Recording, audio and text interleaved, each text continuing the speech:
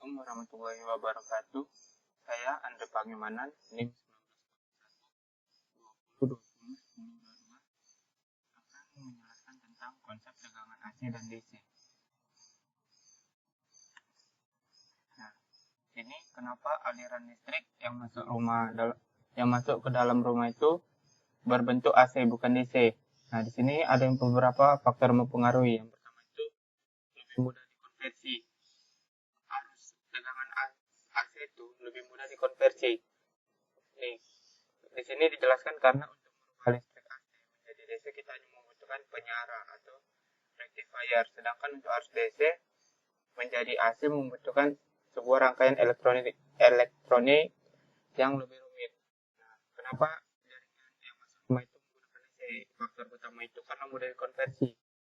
Untuk kita mengubah aliran listrik AC ini menjadi DC, kita hanya membutuhkan ini rectifier atau penyara, sedangkan DC kita masukkan DC mengubah ke arus AC itu membutuhkan sebuah rangkaian elektronik yang sedikit lebih rumit lagi.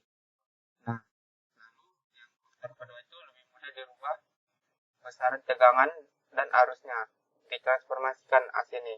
Di sini jelaskan arus listrik AC hanya membutuhkan sebuah alat yang bernama transformator atau trafo untuk mengubah besaran tegangan dan arusnya, sedangkan arus DC membutuhkan rangkaian elektronik yang lebih rumit. Nah, di sini kita lihat contohnya. Nah, di sini ada sebuah contoh trafo. Nah, di sini ada penjelasannya. Transformator ini hanya bisa bekerja kalau diberikan aliran listrik AC. Karena prinsip kerjanya, di sini ada prinsip kerjanya itu arus bolak-balik mengalir pada kabel primer. Nah, ini kabel primer yang warna merah. Lalu arus bolak-balik tersebut menimbulkan flux magnet bolak-balik pada inti trafo. Inti trafo kan di sini. Nah, di sini akan terjadi arus bolak-balik fluxnya. Ini di sini flux magnetik ya. Lalu sini flux magnetik yang bolak-balik ini menimbulkan arus bolak-balik pada kabel sekunder. Nih, di sini akan di kabel sekunder ini akan ada arus bolak-balik saat flux ini. Nah, yang kita perlu ketahui juga, jika dalam arus ini tidak ada flux magnetik, maka tidak akan ada arus yang mengalir pada trafo ini. Jadi jika kita ingin ada aliran listrik pada trafo ini, kita memerlukan flux magnetik yang dihasilkan dari sini, primary current-nya, atau yang ini primer yang mengalir pada kabel primer ini, supaya flux magnetik ini ada, dan di kabel sekunder ini akan menghasilkan arus bolak-balik juga. Akan menjadi arus DC. Nah, lalu di sini lebih hemat untuk transmisi atau pengiriman jarak jauh. Nah, di sini kan ada kelemahan dari AC, yaitu besarnya nilai reaktansi berbanding lurus dengan kuat arus, frekuensi dan besaran induktansi sebanding dengan panjang kawat kumparan. Nah, ini kekurangan dari AC. Tapi karena selain memiliki kekurangan, AC juga memiliki kelebihan, yaitu mudah dirubah tegangan dan arusnya yang ada di faktor kedua tadi. Inilah poin yang membuat arus AC ini lebih efisien dibandingkan arus DC. Kenapa? Di sini arus AC ini kita bisa menurunkan kuat arusnya menggunakan trafo step up. Saat tegangannya naik, maka kuat arus dan nilai reaktansi induktif dari aliran AC ini akan menjadi kecil, sehingga dia lebih efisien dalam untuk transmisi dan hemat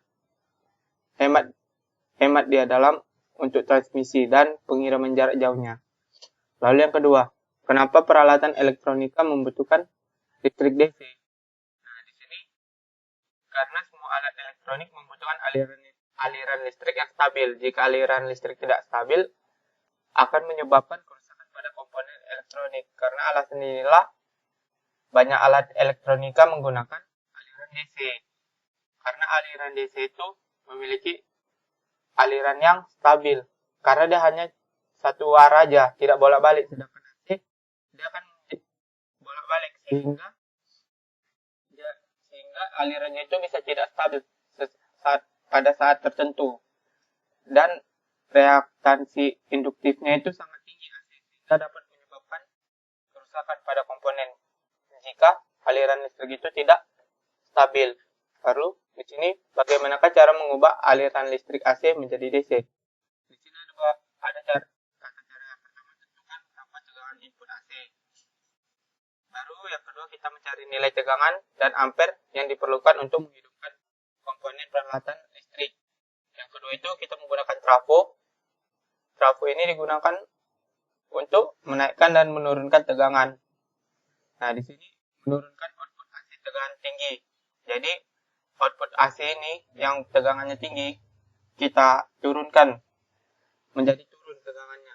Hubungkan tegangan AC rendah melalui penyara arus. Nah, ini kita hubungkan tegangan AC ini dengan rectifier. Biasanya di sini menggunakan rectifier Zener untuk membuat dia menjadi aliran DC. Tambahkan kondensator elektrolit besar untuk memperhalus tegangan. Baru hubungkan output dari penyara melalui regulator. Nah, di sini ada sebuah rangkaian sederhana untuk mengubah arus AC ini menjadi DC. Nah, di sini penjelasannya katoda input dan anoda output. Saat listrik AC pada posisi bertegangan positif dialirkan pada terminal katoda. Ini anoda, katoda ini listrik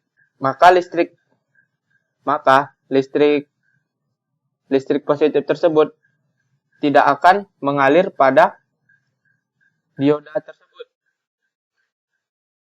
Dioda akan menghambatnya karena katoda input. Nah, tapi sebaliknya, jika saat listrik AC itu pada posisi nol atau negatif, maka listrik bermuatan negatif tersebut akan mengalir melewati dioda menuju ke anoda. Nah, sehingga pada terminal katoda input dan anoda output ini hanya mengeluarkan output yang bermuatan negatif. Nah, lalu di sini anoda sebagai input dan katoda sebagai output. Ini kebalikan dari yang tadi. Jika alirannya bertegangan positif di sini, saat bertegangan positif dialirkan ke terminal anoda, maka akan mengeluarkan output positif. Dan sedangkan jika aliran anoda itu berinput negatif, maka dioda tidak akan mengalirkannya ke katoda, atau dioda akan menghambat aliran tersebut, sehingga pada anoda input dan katoda output akan menghasilkan output yang mengalir itu hanya bermuatan positif. Sekian yang bisa saya sampaikan. Apabila ada kesalahan mohon dimaafkan.